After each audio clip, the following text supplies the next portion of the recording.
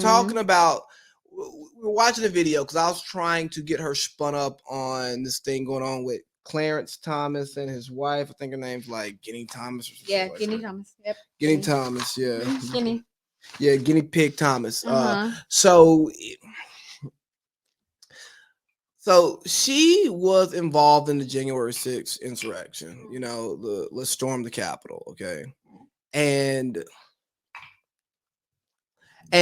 she was somebody who had direct access to the president and the president's chief of staff because of her political activity as an activist, but also because she's Clarence Thomas's wife, who is one a justice on the Supreme Court, and he is actually the senior most conservative justice on the Supreme Court.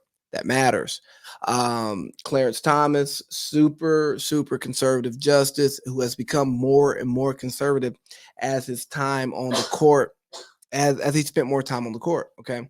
And when he was going through his confirmation, if you all know, there was a little pube incident with a Coca-Cola. And pretty much at that point, he and his wife felt like the liberal left were attacking him because of who he was, not because of what he allegedly done. Okay. So you have that. And as you know, history has shown us there is a blatant attack between the left and the right amongst one another.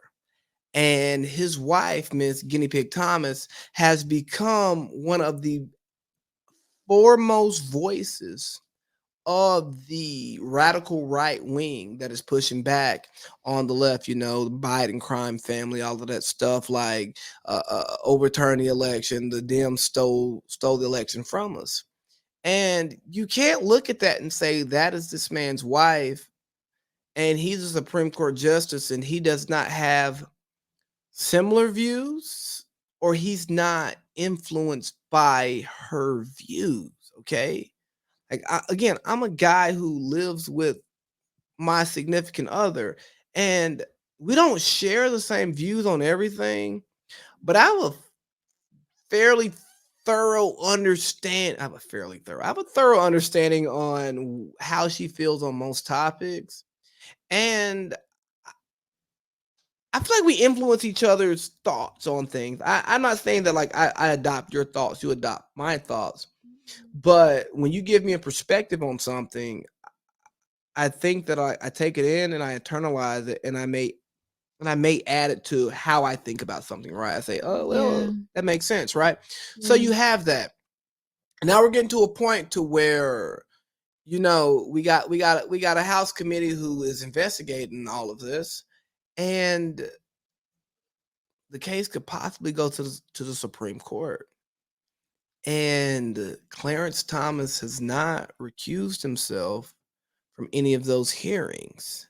And what I would say is, how the hell can you, as a judge, sit on sit and preside over a case that's involving your wife? Like, you're either going to do what's right and possibly end up divorced, or you're going to look out for your wife and show your corruption and weaken the power of the Supreme Court that's losing its power day in, day out, just because the courts become so politicized. And we thought that was the one branch of government that wasn't politicized, right? And then let's push this one forward, right? And we're gonna talk about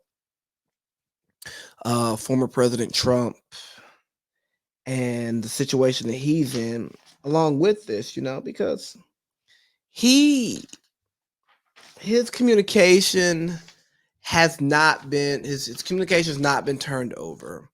Um, we got John Eastman, who is apparently his lawyer, but there's no signed documentation saying that that's his lawyer.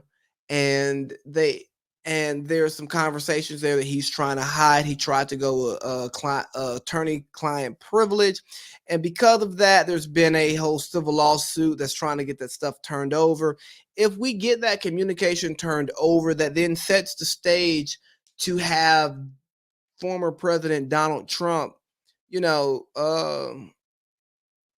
tried criminally. He could go to criminal. He could be tried as a fucking criminal for his actions that led to the January 6th insurrection on the Capitol building.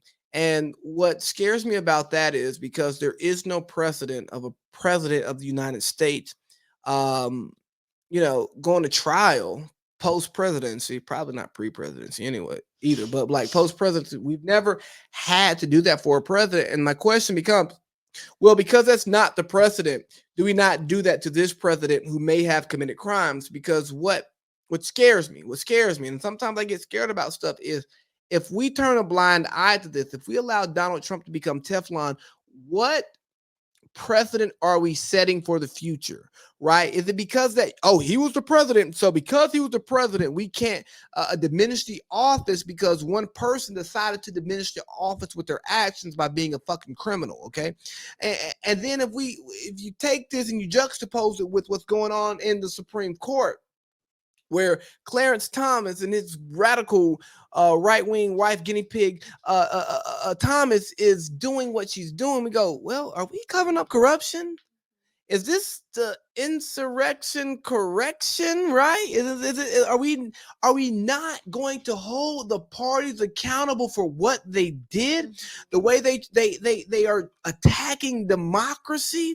We've talked about Russia, China as being the enemy of democracy, the Taliban as being the enemy of democracy, but it looks like right now we have terrorists inside our country that are attacking democracy from the very institutions that we decided uphold democracy.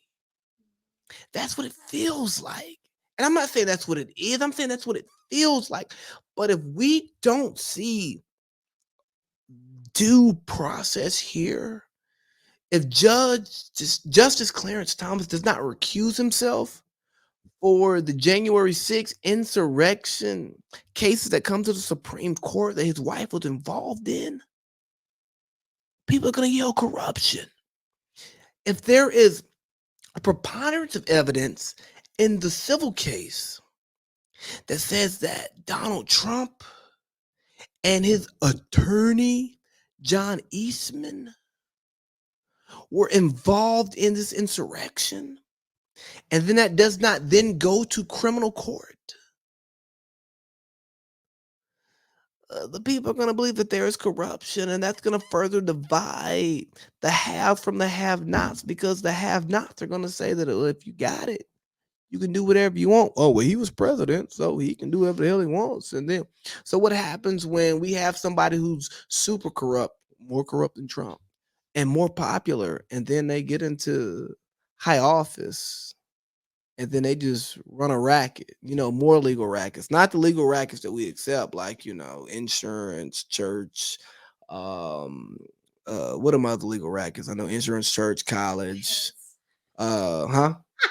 I said pets being funny. Oh yeah, the veterinarian, auto mechanics, all the people who just can just steal our money, and there's nothing behind why they're taking who.